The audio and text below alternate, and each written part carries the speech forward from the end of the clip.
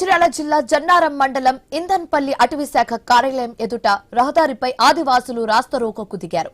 వారికి మద్దతుగా ఎమ్మెల్యే బొజ్జు పటేల్ అక్కడికి చేరుకుని అటవీ శాఖ అధికారులపై ఆగ్రహం వ్యక్తం చేశారు. ఇందన్పల్లి వాగులోకి చేపల వేటకు వెళ్లిన 5 గిరిజన యువకులను అకారణంగా దూషిస్తూ దాడి చేసి నిర్బంధించారు. దీంతో విషయం తెలుసుకుని ఆదివాసులు రాస్తారోకోకు దిగారు. 24 గంటల్లో దాడికి పాల్పడిన అధికారిని సస్పెండ్ చేయాలని, లేకపోతే తగిన బుద్ధి చెబుతామని ఎమ్మెల్యే హెచ్చరించారు. అటవీ శాఖ అధికారుల అత్యుత్సాహాన్ని సహించబోమని, తమ ఓపికను చేతకానితనం అనుకుంటే ఊరుకోనిది లేదని చెప్పారు.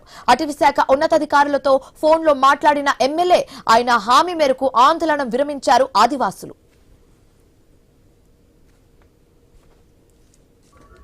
ఎవరైతే విధ్వంసానికి కారకుడో వాడే నాతోటికి ఫోన్లో మాట్లాడిండు. ఎవరో శాంతారాం.